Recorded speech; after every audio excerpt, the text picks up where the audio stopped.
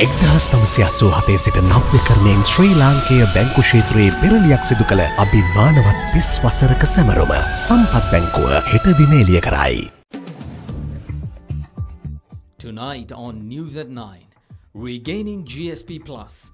Deputy Foreign Minister Dr. Harsha De Silva says that the country overcame one of the biggest obstacles in re-obtaining the facility. First at 9. This is Derana 24/7. Also making headlines tonight, tackling garbage. Dumping of garbage in Derana halted while residents evacuated around Gohagada garbage dump. Celebrating May Day, special traffic plan in place by the police ahead of many rallies in key cities. And in international headlines, French elections, Emmanuel Macron vows to avoid the mistake Hillary Clinton made.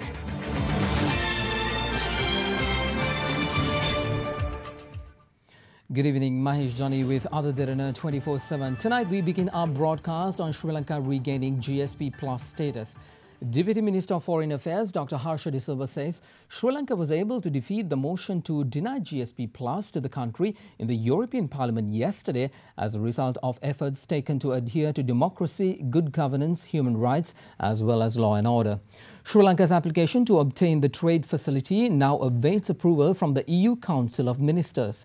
Speaking to media today, the Deputy Foreign Minister expressed confidence that the country will soon receive the preferential trade facility.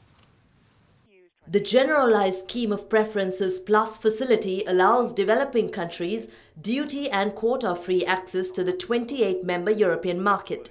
In 2010, the EU member states decided to withdraw preferential tariff benefits to Sri Lanka, citing significant shortcomings in respect of Sri Lanka's implementation of 3 UN human rights conventions relevant for benefits under the scheme, including human and labour rights. However, in June last year, Sri Lanka reapplied to obtain the trade facility, and in January this year, the European Commission concluded that the country met entry criteria and proposed to restore the concession. In exchange, the country had to commit to ratify and effectively implement 27 international conventions on human rights, labour conditions, protection of the environment and good governance. Meanwhile, a resolution tabled in the EU Parliament to deny the GSP Plus facility to Sri Lanka was defeated in Brussels yesterday. Addressing a media briefing at the Ministry of Foreign Affairs today, Deputy Minister Dr. Harsha De Silva discussed the latest developments on Sri Lanka's application. We were granted the GSP Plus concession as a result of our efforts to adhere to democracy, good governance, human rights as well as law and order. The government had anyway agreed to implement 27 international conventions. It would now be sent for the approval of 28 European Council of Ministers. We would get GSP Plus once all of these steps are being completed. So we wouldn't get the facility by tomorrow. I expect it will be granted by the 15th of May. We will be granted this facility for only 3 to 4 years. However, we would use this as the foundation to have a free trade agreement with the EU Commission. Foundation එක කරගන්න ඕනේ යුරෝපා සංගමයත් එක්ක නිදහස් වෙළඳ කිවිසුමක් අසං කරා. The European Union is Sri Lanka's second largest trading partner, absorbing 31% of the country's exports in 2015. Textiles and clothing account for 61.9% of Sri Lanka's exports to the EU, followed by food products with 12.3% in 2016. According to the European Commission, EU imports from Sri Lanka have been relatively stable between 2007 and 2016, increasing only from $2,428 million to $2,870 million. මේ GSP Plus එකෙන් වෙන්නේ මොකද්ද? සාමාන්‍ය වශයෙන් We cannot expect an economic development in the country without exporting our products. The EU market is the most important market for us. We are still exporting traditional products such as tea, rubber, apparel and gems. We haven't been able to diversify this traditional market because we could not compete with other nations which already had economic concessions to access the EU market. යුරෝපා සංගමයේ රටවල් 28ට.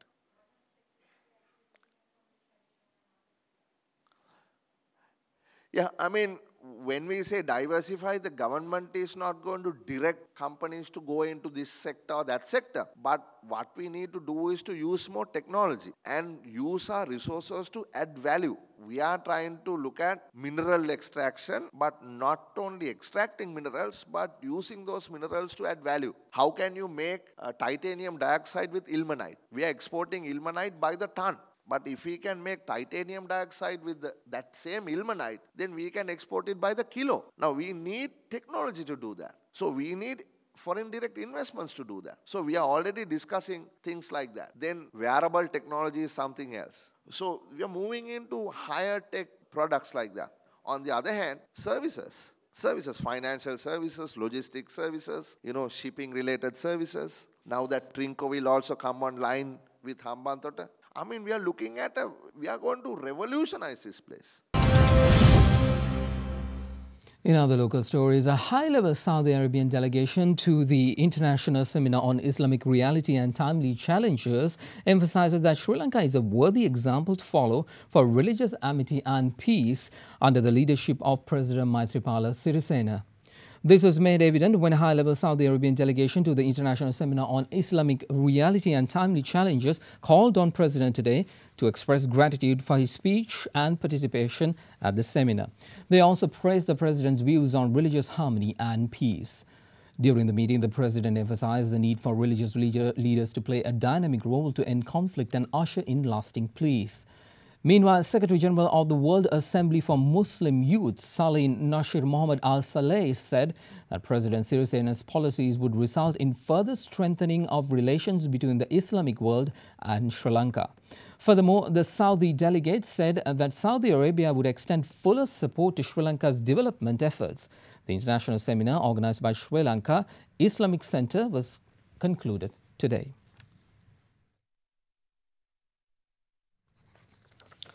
In other local stories, the government has arrived at the decision to evacuate people residing adjacent to the Gohgada garbage dump in Kandy in consideration of risk posed by the dump. Governor of the province, Niluka Ekanayaka, revealed that a project will be implemented after the 15th of May to recycle garbage at the site. Following the tragedy in Meethotamulla, Gohagoda emerged at the top of the list of dumps likely to pose a threat.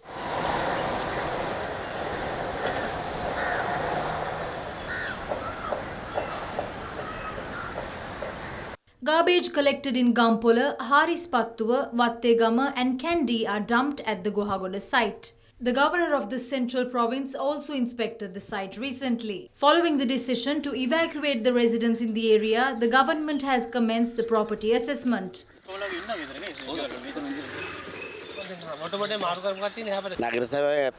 The municipal council has sent us a letter asking us to evacuate and that the government will pay money. We cannot go as they say. We've been living here for 24 years. We don't even know the amount that the government is going to pay. People around the area hike the prices of land knowing we are going to leave. We need land to at least build a small hut. If not a land, we need houses. More on the garbage issue. A court today suspended the disposal of garbage collected within the Colombo municipality at the Derana garbage dump. The order was issued today by the Kasbaba Magistrates Court and it will come into effect from tomorrow. In the meantime, 30 families affected displaced by the Meethotamulla garbage dump collapse are presently being housed at the paddy storage complex in Meethotamulla. Kasbaba Acting Magistrate Sunitra Pereira issued a court order on the 18th this month declaring garbage collected within the Colombo municipality could be dumped at the Karadiana until the 28th. The order also imposed a 350 metric ton ceiling on the daily volume of garbage which could be disposed at the site during the given period. A silent protest was observed by the Karadiana residents at the court premises demanding not to extend the court order. Meanwhile, black flags were hoisted in Borlesgamuwa, Piliandara and Kasbaba in objection to garbage dumping at the Karadiana site. However, court halted the dumping in consideration of three factors, which include CMC failing to make an extension request and requests made by the Solid Waste Management Authority of the Western Provincial Council and the petitioner. An interim order was issued by court regarding the garbage dumping at Karadiana. It permitted garbage dumping until the 28th of this month. Accordingly, following an investigation, the magistrate ordered that there will be no necessity to dump garbage collected within the Colombo municipality at Karadiana.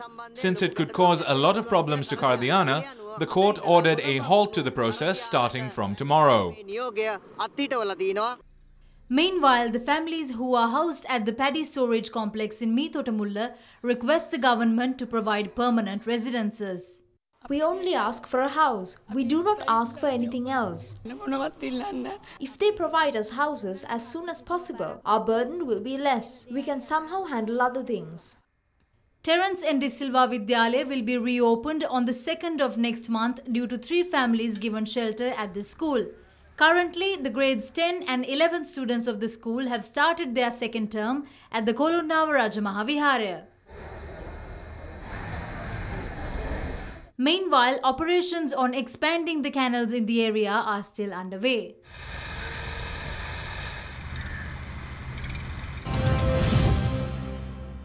In other local stories, with the 1st of May only several days away, political parties are busy gearing up to celebrating their May Day in their own fashion. Accordingly, 15 May Day rallies will be held in and around Colombo on the day. The public rally of the United National Party will be held at the Campbell Park, Colombo. Gatambe Grounds in Kandy, meanwhile, will be the venue for the rally organised by the Sri Lanka Freedom Party. They will march in 2 processions and converge at the ground. The May Day rally of the joint opposition will be worked off at the Golface Green with the participation of 7 of its member parties. In the meantime, the Janatha Vimukti Peramuna has selected the BRC grounds as the location for their May Day rally. Self-Employees Market along the Bodhi Raja Mawatha will be the location of the May Day rally of the Jatika Hello Rumaya. Meanwhile, the rally of the United Socialist Party will be held at the Koskas Junction, while Sri Lanka Communist Party will celebrate May Day by holding their rally at the Vihara Mahadevi Open Theatre. Nawa Sama Samaja Paksha will utilise the Gunasingapura Stadium for their rally, and the Frontline Socialist Party's May Day rally will be conducted at the private bus stand in Bastian Mawatha Petta. The new town hall will host the rally of Socialist Equality Party, and the rally of the Socialist Party will be held along the Jayantha Weerasekara Road, Maradana. Several other May Day rallies are also organised across Colombo.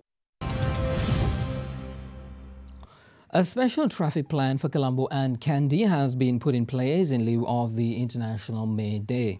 A special traffic plan will be in effect from Sunday the 30th of this month. Police announced alternative routes for the 138, 154, 176 and 103 bus routes under the special May Day traffic plan. All vehicles that enter Colombo via the Kandy Road can reach Petta through Bandaranaike Roundabout, Ingurukade Junction, Sirimavo Bandaranaike Roundabout and Armour Street Junction, and then through the Armour Street Central Road. Traffic along the Gaul Road from Petta to Dehiwala and Sri Jayawardenepura Road will function as usual. Police also prohibit overnight parking for vehicles on Sunday at certain locations in Colombo. Some roads in Maligawatta, Baseline Road, Saranankara Road and Slave Island areas will be closed for traffic, while traffic in some other routes will be limited. Meanwhile, in Kandy, traffic can reach Gatabay Grounds via Gannorua Road and Kandy Peradeniya Sirimao Bandaranaike Road. Motorists travelling on the Kandy-Colombo Road will have to use alternative routes. Also, a special security plan will be implemented under the supervision of IGP for processions and rallies organised in Colombo and Kandy on the 1st of May. Accordingly, in Colombo, 4,765 police officers have been deployed for security and traffic, while over 3,500 police officers have been deployed in Kandy.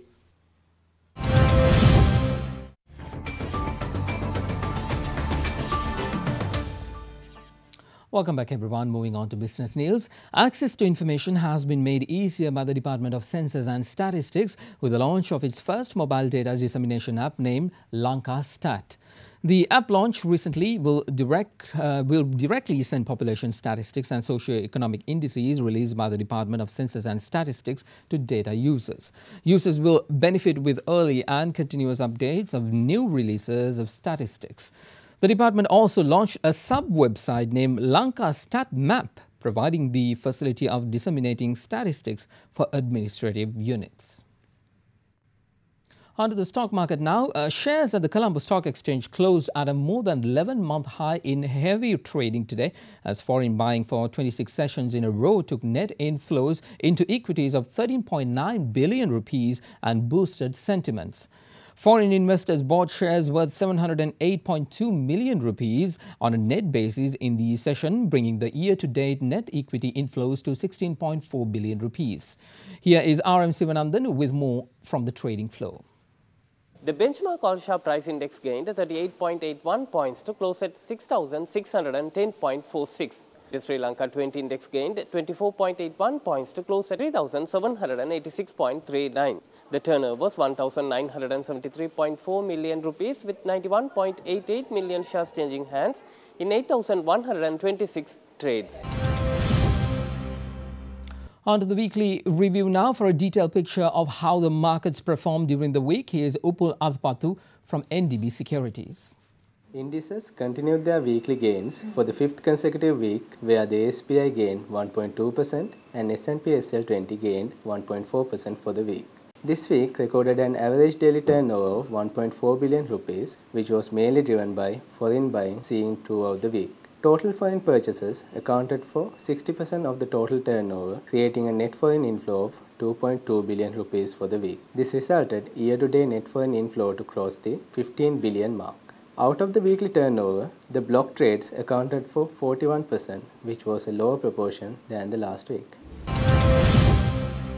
On to international markets now. Inflation in the Eurozone accelerated to 1.9% in April, returning to the European Central Bank's target of below but close to 2%.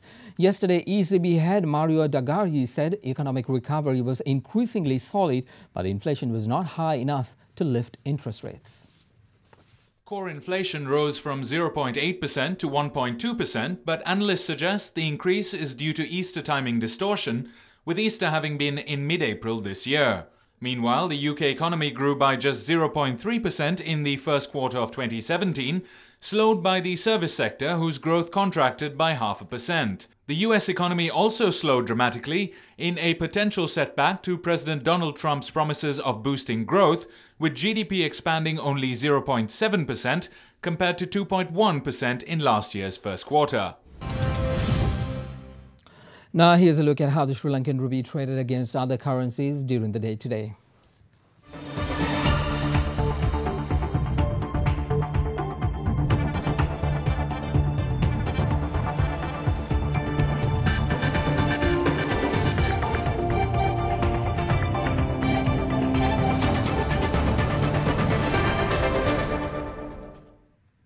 We want to bring you back to some local news and to one of our headline stories. The Parliament convened today following a special directive by President Maithripala Sirisena.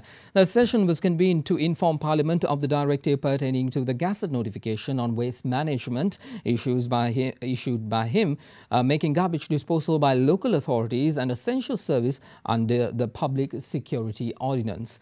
Mithoramula disaster was also taken up for debate. The responsibility of managing this garbage dump area was vested with the Colombo Municipal Council. However, they had not followed any scientific method required. There are few garbage dumps like this in the country. The two garbage dumps in Kandy are already on the verge of collapsing. It would pollute the Polgolla Reservoir and Mahawali River.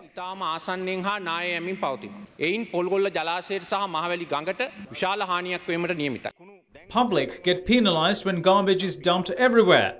And when these penalised public take innocent measures such as protesting, they bring court rulings and other regulations to stop protests. They said they would remove the Mithoramula garbage dump from the location within 6 months. No one said Mithoramula garbage would be removed from the location in 6 months. What we said was that we would stabilise the situation by not letting it collapse any further. And then we would look into what we can do about it. So the garbage would not be removed? None of us said anything as such. See, it's clear now. What the people in the area are asking is to remove this dump from the location. So the minister himself agrees that the government does not have a method to remove the dump.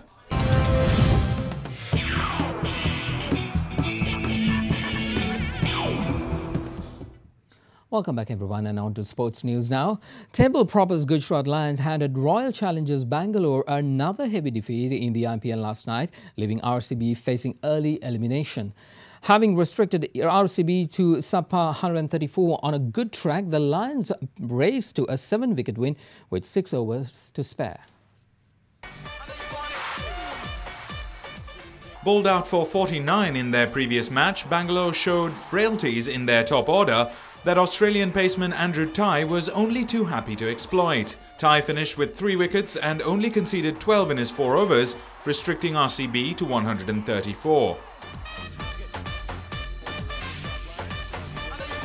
Gujarat lost Kishan and McCullum early in their chase, but Aaron Finch's counterattack proved decisive. The Australian plundered a 22-ball half-century and, by the time he fell for 72 of 34, the match was easily won.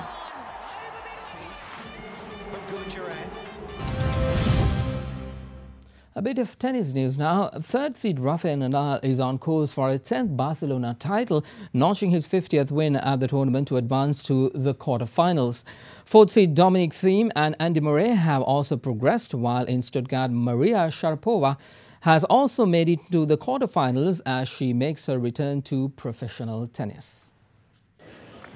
Rafael Nadal forced 10 break points against South African Kevin Anderson, but only needed to take 2 of them as he marched to a 6-3, 6-4 win.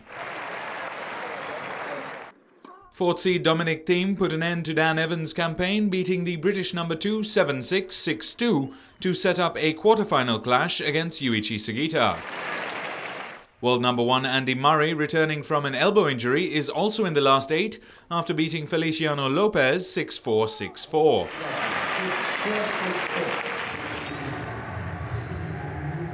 Meanwhile in Stuttgart, Maria Sharapova posted another win on her return, beating Russian compatriot Ekaterina Makarova 7-5, 6-1.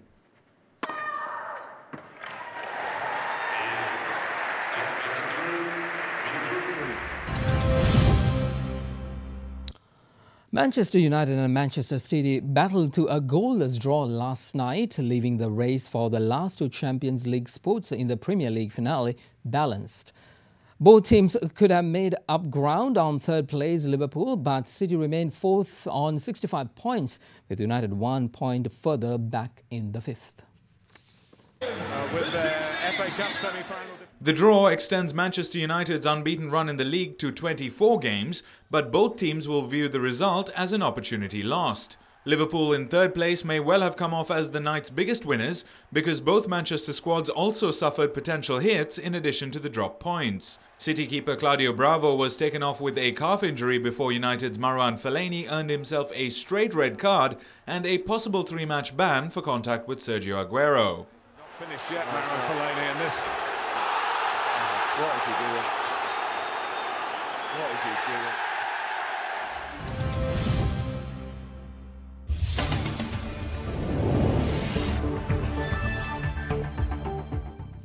On to international news now. Authorities in Indian Kashmir announced a 1-month ban on 22 social media services on the grounds that the services were being misused by anti-government elements. The state government said objectionable content, including violent videos, were being distributed to spread disaffection with authorities. Communication in the region has been constricted, with government awareness campaigns on social media also facing the setback. Advocacy groups have described the ban as a blow to freedom of speech. The New York-based Committee to Protect Journalists called on India to revoke the ban, saying it will bring neither peace nor order.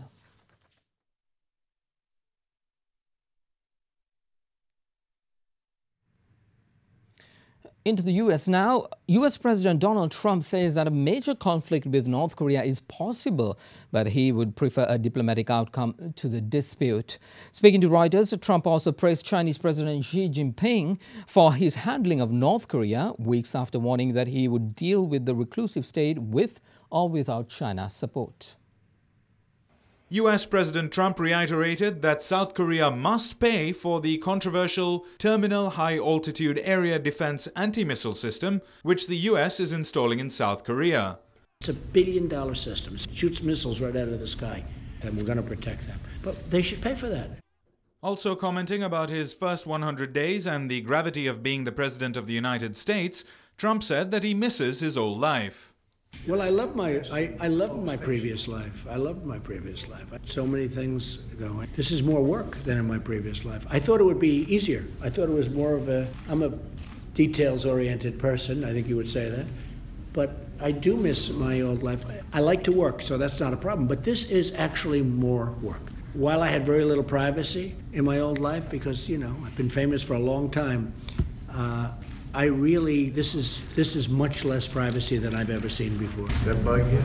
Yeah, I mean, I was able to go out to restaurants, and even though people knew who I was, I like to drive. I can't drive anymore. There is just over a week to go in France's presidential election, but the man tipped to become the country's new leader is taking nothing for granted. Emmanuel Macron may be leading in the polls, but the 39-year-old independent centralist has endured one of the most difficult weeks of his campaign so far. Speaking to reporters, Macron reminded the world of the overconfidence that brought U.S. presidential candidate Hillary Clinton to a defeat. He said, quote, "That was almost certainly the mistake Hillary Clinton made, and I will not do the same." Labeled an elitist by his rival Marine Le Pen, criticized for his first-round victory celebrations and then overshadowed in his hometown by the far-right candidate, Macron has spent much of the past week on the back foot.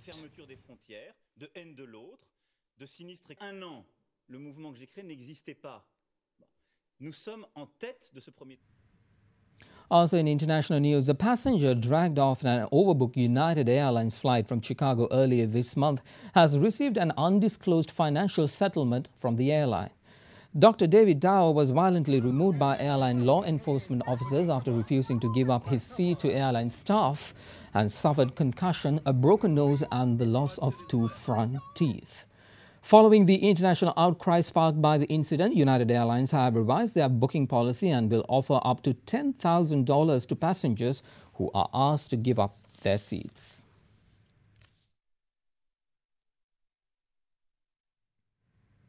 Moving on, Russia called on the United States to stop its deployment of the Terminal High Altitude Area Defense System in South Korea, as well as its behavior in Syria.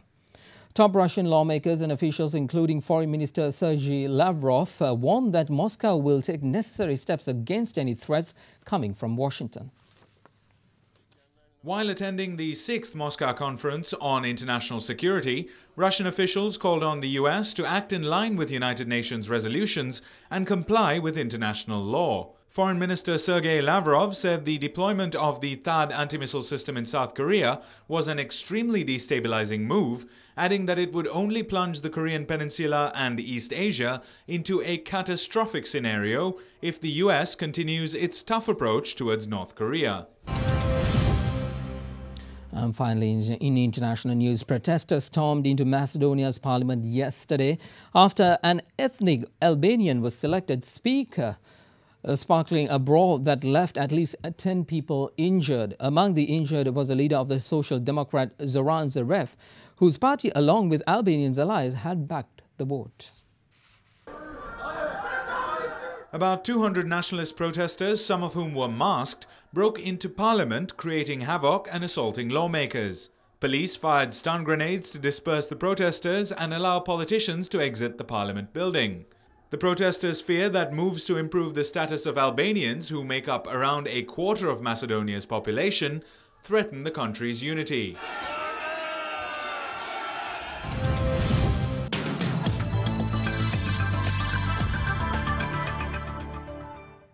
Welcome back everyone, and on to your weather forecast now. Seems like a bit of relief from the hot weather. There is a high possibility of thunder showers occurring in the afternoon hours in the next few days. Accordingly, showers or thunder showers may occur at a few places in the western Sabaragamuwa, southern, central and Uva provinces.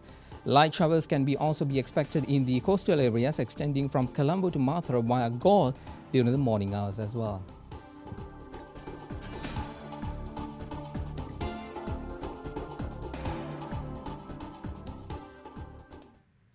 Here's your city-by-city forecast.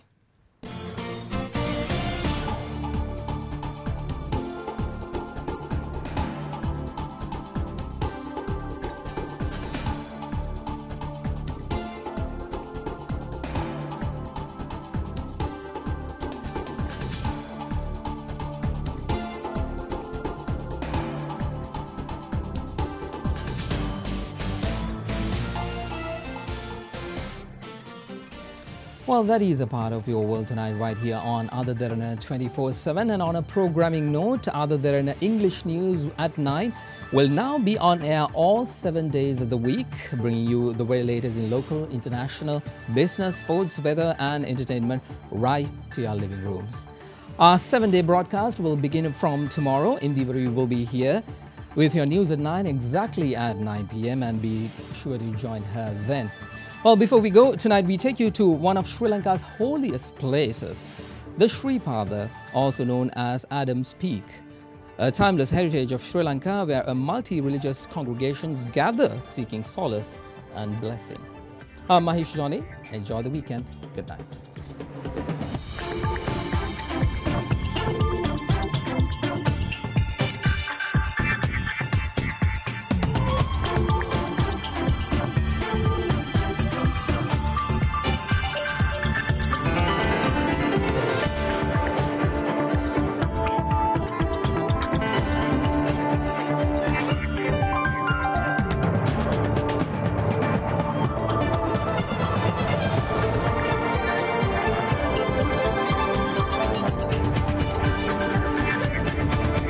Bringing you the news and information 24 hours a day. This is Sri Lanka's premier news channel, Other Derana 24/7.